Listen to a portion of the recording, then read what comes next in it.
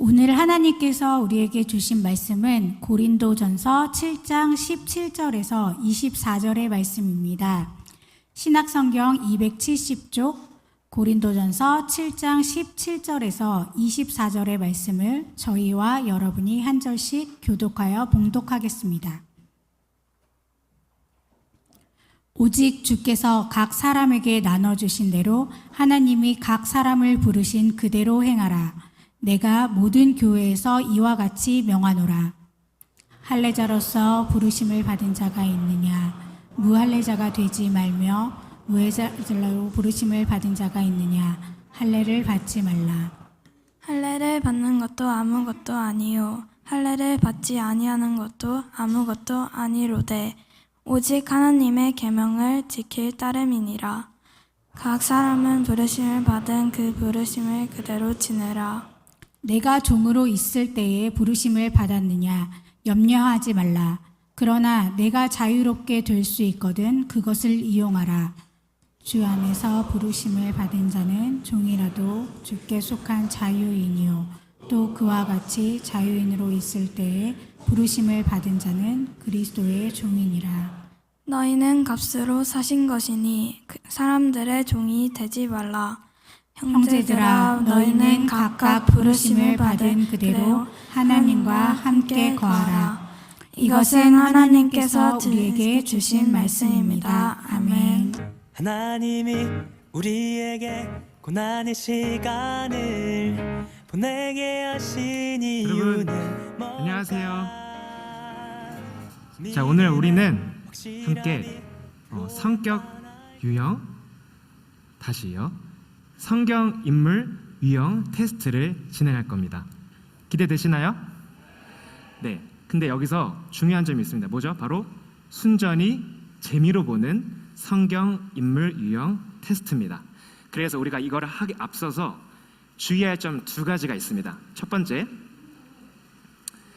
사람을 네 가지 설명을 해드릴 건데 네 가지 유형으로 나눌 수 없습니다. 그냥 단순히 저희는 재미로 해보는 거라는 점 아시고요. 두 번째, 우리의 성격은 바뀔 수도 있고 또 다른 좋은 점들이 개발될 수도 있다는 점을 잊지 말고 순전히 재미로 임해주셨으면 좋겠습니다. 알겠죠?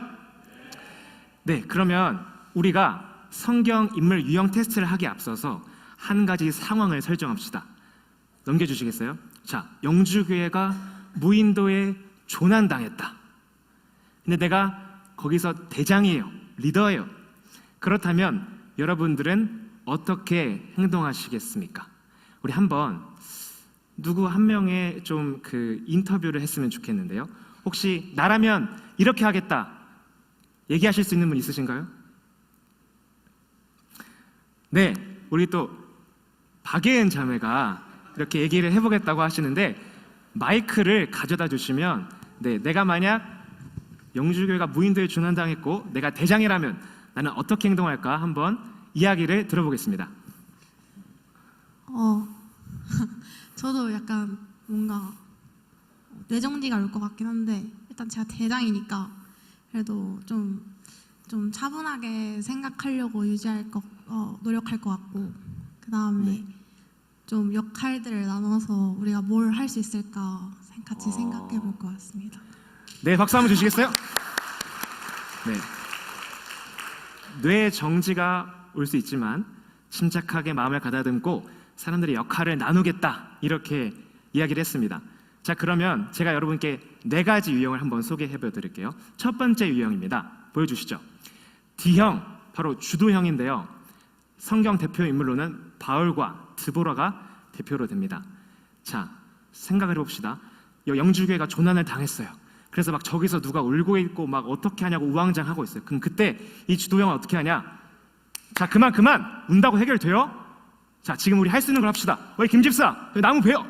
나는 섬을 둘러볼게. 이렇게 주도한다는 겁니다. 그래서 이 주도형의 키워드는 목표, 전략, 단호, 명확, 비전 제시라는 겁니다. 자, 그럼 두 번째 유형 한번 볼게요.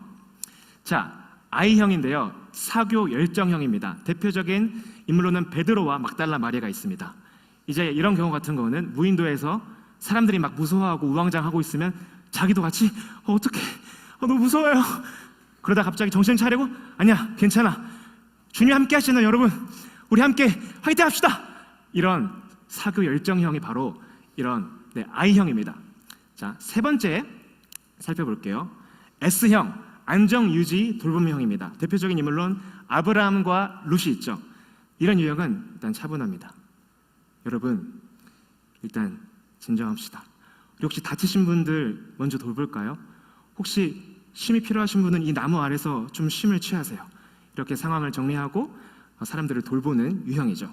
그래서 이 사람들의 키워드는 부드러움, 안정감, 천천히 설득이라는 키워드가 있습니다. 자, 그럼 마지막 형은 뭘까요? C형인데요. 세밀 분석형입니다. 대표적인 성경 인물로는 요한 마리아인데요. 이분들은 아주 분석적이죠. 차분하게 여러분 잠시만요. 인간이 살아가는데 제일 필요한 게 뭐죠? 물입니다. 물을 구해야 됩니다. 다음에 식량을 찾아봐야 됩니다. 우리 동물의 흔적을 찾아봅시다. 이런 식으로 아주 객관적인 근거를 찾아서 제시하는 유형입니다. 자, 그러면 여러분들은 어떤 유형에 내가 속하는지 한번 손을 들어서 우리 한번 살펴봅시다. 넘겨주시겠어요? 첫 번째, 나는 D형이다 하면 손 들어보시겠어요? 주도형이다. 자, 한번 누가 손 들었는지 보세요. D형이다. 네, 한번 보세요. D형이다. 네, 몇 명이 계십니다. 자, 손 내려주시고 두 번째, 나는 I형이다. 있으십니까? 나는 사교 열정형이다. 네, 네, 좀 있으세요. 세 번째, 나는 S형이다. 안정 유지 돌봄형이다. 네, 또 이렇게 골고루 있으시네요. 마지막, 나는 세밀 분석형이다. 손 들어주세요. 여기 세밀 분석형이 가장 많으신데요. 네, 손을 안 드신 분은 나는 네 가지 유형 따위로 나를 평가할 수 없어라는 아주 그런 분들이란 걸 믿습니다. 자, 그러면 여러분 우리가 네 가지 유형을 살펴봤는데 당연히 이 네 가지 유형으로 우리 모든 성격을 판단할 수 없습니다. 하지만 우리가 기억해야 될 것은 여러분들이 보시다시피 이 네 가지 유형 다 골고루 사람들이 분포해 있었다는 사실을 기억하시길 바랍니다. 우리는 하나님의 부르신 대로 가지각색의 모양을 가지고 있고 하나님이 부르신 다양한 모습이 있다는 것을 꼭 기억하시고요. 그러면 여러분 안녕.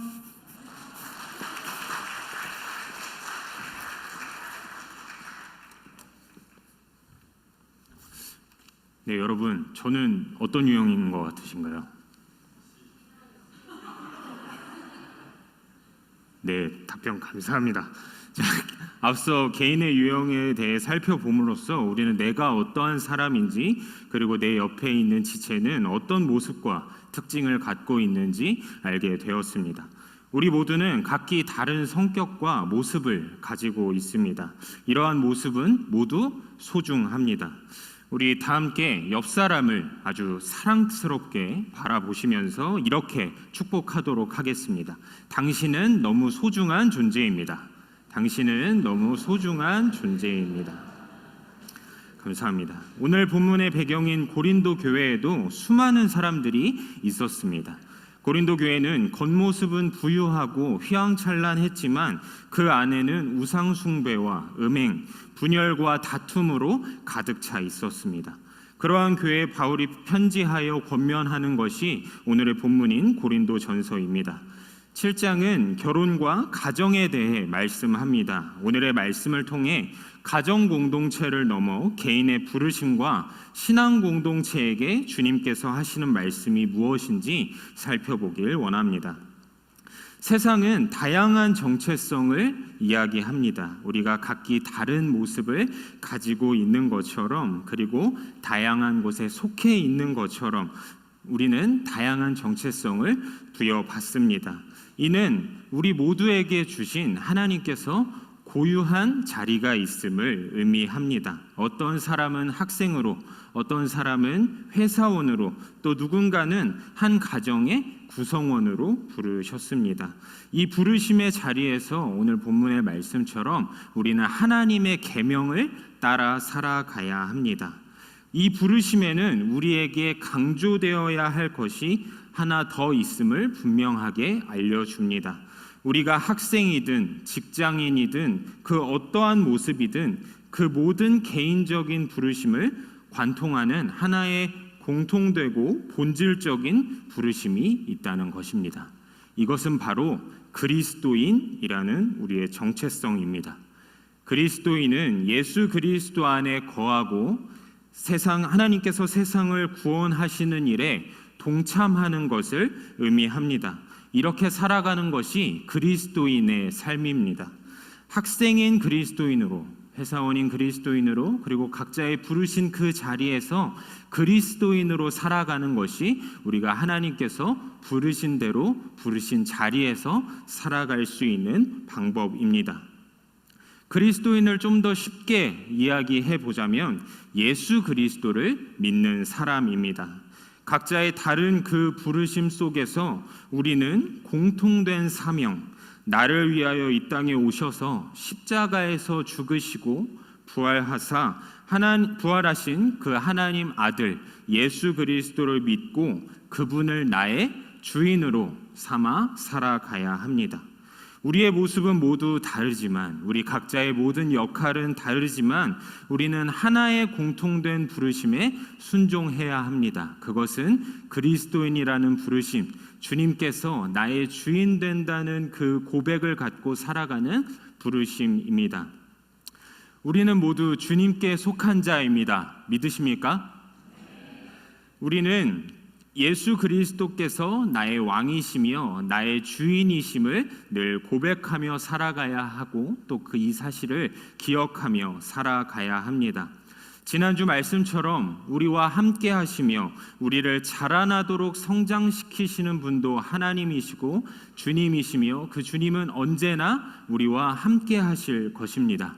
오늘은 종교개혁 주일입니다. 개혁이란 새로운 것을 만들고 탄생시키는 것이 아니라 본질을 회복하고 본질로 돌아가는 것을 의미합니다. 지금 이 순간 그리스도인이라는 정체성을 놓치신 분들이 계시다면 오늘 예수 그리스도의 복음을 통하여 그 정체성, 예수 그리스도께 속한 자임을 회복하는 모든 성도분들 되시길 축복합니다. 우리는 오늘 앞에 두 전도사님을 통하여서 부르심을 받는 그리스도인에 대해서 묵상을 하였습니다. 우리는 전부 다 다릅니다. 아까 좌우분 보셔서 아시겠지만은 참 사랑스러운데 참 나랑 다르게 사랑스러우십니다. 그런데 우리가 이 영주교회 공간에서 함께 그리스도인으로 모일 수 있는 이유는 딱 한 가지입니다. 예수 그리스도를 나의 구주로 고백을 하는 자들, 이 한 가지의 그리스도인의 소명 그리고 부르심으로 우리가 다 한 자리에 모여 있죠. 그러면 오늘 우리가 말씀을 들은 고린도전서 7장의 말씀을 가지고 우리는 앞으로 이번 한 주를 어떻게 실천을 하고 살아야 될지 잠시 생각을 해보면 좋겠습니다. 얼마 전에 어떤 어린 아이들에게 질문을 하나 하였습니다. 제가 한 거는 아니고요. 어느 기관에서 질문을 하였다고 합니다. 질문은 이것이었습니다. 부모한테 원하는 게 뭐니? 너 엄마 아빠한테 정말로 바라는 게 뭐니? 질문을 했습니다. 아마 이 자리에 하늘새싹 엄마 아빠, 유치부 엄마 아빠들 계실 것 같아요. 아마 이 안에서도 선생님들 계실 것 같은데 저기 잠옷실에 엄마 아빠들이 계십니다. 딱 한 분만 대답을 한번 해보시면 좋을 것 같습니다. 우리 아이가 만약에 이 질문을 받았으면은 나에게 어떠한 것을 원할까요? 누가 말씀을 해보실까요? 네, 저쪽에 제 눈앞에서 아까 눈이 마주친 문은지 집사님. 문은지 집사님. 여기서 들리지가 않습니다. 네. 네. 네. 이원주께 같네요. 네. 하원이는 집사님께 원하는 게 뭐일 것 같습니까? 하온이요. 예. 잠 안 재우고 더 잘 놀아주는 거. 네, 잘 놀아주는 거. 네. 감사합니다. 네. 이 질문을 실제로 받은 부모님들이 가장 많이 대답한 게 우리 아이들이 엄마 아빠와 더 많이 놀고 싶어 할 거예요. 이것을 예상 답으로 생각을 했다고 합니다. 그런데 실제 아이들의 대답은 이거였습니다. 엄마 아빠가 좀 행복한 얼굴로 웃으며 살았으면 좋겠어요. 이게 가장 큰 정말 아이들 대답 1위였다고 합니다. 우리가 이 아이들의 대답을 생각해 보면은 많은 시사점을 부모님들 그리고 우리의 앞선 세대분들에게 줄 것 같습니다. 몇 가지로 좀 생각을 해보면 좋겠습니다. 이 대답은 무슨 뜻일까요? 지금은 부모님의 행복한 얼굴을 잘 볼 수 있다는 걸까요? 없다는 걸까요? 많을 수도 있습니다. 하지만 많은 경우에 내 엄마가, 내 아빠가 지금 내 앞에서 행복한 얼굴로 사는 거를 보기가 어렵다는 겁니다. 여러분, 우리가 이 대답과 질문을 통하여서 한 가지를 좀 생각을 해보면 좋겠습니다. 하나님의 부르심. 우리는 부르심을 받았다는 것 자체가 그리스도인으로서 가장 기쁘고 감사하고 은혜와 정말로 성령 충만한 우리 앞으로의 인생길, 우리 순례길을 걸을 수 있다는 거죠. 그런데 보통 우리가 착각을 하는 것 중에 한 가지가 있는데, 하나님의 부르심은요, 여러분 어떻게 생각하십니까? 하나님 나라 어떻게 부르셨을까요? 보통 사람들이 생각할 때 하나님의 부르심을 내가 앞으로 어떠한 위치에 서게 되는 것. 저는 목사이지 않습니까? 그러면 김은주는 목사로 부르시는 것. 또는 어떠한 학생의 신분에 있으면은 어느 상급 교육기관에 가는 것. 취업의 자리를 원한다면은 어떠한 곳에 가서 하나님의 좋은 일꾼이 되고 그곳에서 복의 근원이 되어서 세상을 널리 이롭게 주의 뜻대로 살아가는 것을 부르심이라고 생각합니다.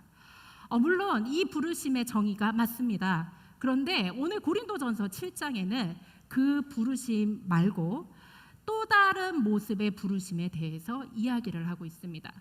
고린도전서 7장 17절을 우리가 함께 읽도록 하겠습니다. 시작. 오직 주께서 각 사람에게 나눠주신 대로 하나님이 각 사람을 부르신 그대로 행하라. 내가 모든 교회에서 이와 같이 명하노라. 이 구절을 보면요, 하나님이 각 사람을 부르신 어떻게 행하라? 자, 다시 해보겠습니다. 하나님이 각 사람을 부르신 어떻게 행하라? 부르신 그대로 행하라 말씀을 하셨습니다. 여러분, 이 말씀을 보면요, 하나님이 각 사람을 부르셨습니다 이미. 그리고 부르셨는데 처음 나에게 부르신 그 모습 그대로 나에게 와라입니다. 그대로 행하라입니다. 보통 우리가 생각을 하기에는 특히 이제 이 말씀을 쓴 바울의 시대, 신약 시대에서는요, 이 뒷구절에 보면은 너희가 만약에 할례를 받은 유대인으로 불렀느냐, 그러면 사람들이 생각을 합니다. 이러한 격식과 법에 따라서 묶여 있는 자가 아니라 자유와 무할례자의 모습으로 있으면 얼마나 좋을까. 무할례자의 외국인들은 생각을 했습니다. 내가 그리스도인으로 부르심을 받았는데 내가 유대인, 할례를 받은 유대인처럼 앞으로 살면은 하나님의 부르심을 내가 충실히 이행할 수 있을까? 그런데 바울은 그렇지 않다는 겁니다. 7장 20절을 보면은 각 사람은 부르심을 받은 그 부르심 그대로 지내라 이야기를 합니다. 여러분, 이번 주에 이 말씀을 어떻게 우리가 살아야 될까요? 과거의 나의 모습, 지금의 나의 모습을 내가 만족하지 못할 때가 있습니다. 특히 우리나라, 우리 한국인들은 정말로 높은 교육열과 그리고 앞날을 바라볼 수 있는 지혜를 가져서 정말 앞날을 충실히 우리가 준비를 해서 그때 내가 조금 더 행복해지겠지, 조금 더 기쁘게 살겠지, 내 가족과 조금 더 나눌 수 있겠지, 내 이웃을 조금 더 도울 수 있겠지 생각하지 않습니까? 그런데 우리가 그 말씀이 맞지만 그 때를 기다리다가 하나님이 부르신 지금부터의 삶에 대해서 어쩔 때는 오해를 할 수 있다는 겁니다. 어떠한 사회적 위치, 어떠한 신분, 어떠한 명예, 이것이 주어진 것을 하나님의 부르심으로 때로는 착각을 해서 지금의 나의 모습 있는 그대로 내가 받아들이지 못할 때가 있다는 것입니다. 내 가족을 위해, 내 자녀를 위해 열심히 살아요. 열심히 살고 밤 9시, 10시, 12시에 들어오고 자녀들에게 공부를 열심히 가르칩니다. 왜? 더 좋은 미래를 향하는 자녀들이 그렇게 살기 원하는 부모의 모습이겠죠. 하지만 정작 아이들의 대답은 지금 엄마 아빠가 오늘 내 앞에서 행복한 모습으로 웃으면 좋겠어요. 하나님도 마찬가지이십니다. 너의 신분, 너가 태어난 시간, 너가 태어난 장소, 가족, 네가 지금 있는 기질, 성격, 이 모든 것들 내가 그대로 주었는데 그 안에서 너 함께 부르심을 받은 자로 기뻐하여라 입니다.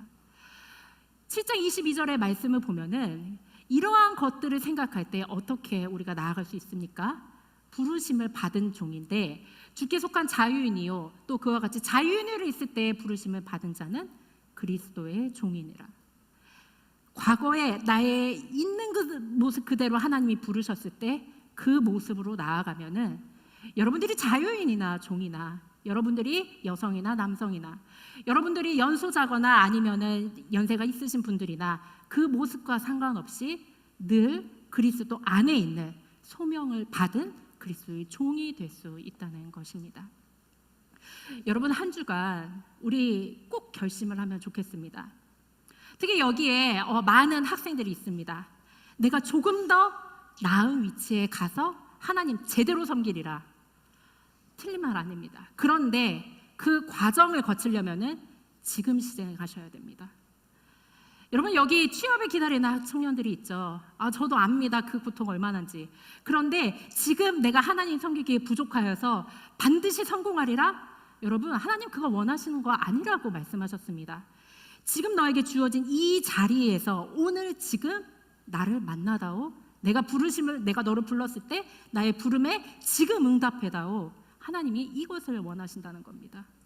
여러분 여기서 우리 자녀가 신앙의 대를 이어서 정말로 그리스도인으로 살기 원하실 겁니다. 저도 자식이 있어서 그런 마음이 굉장히 큽니다.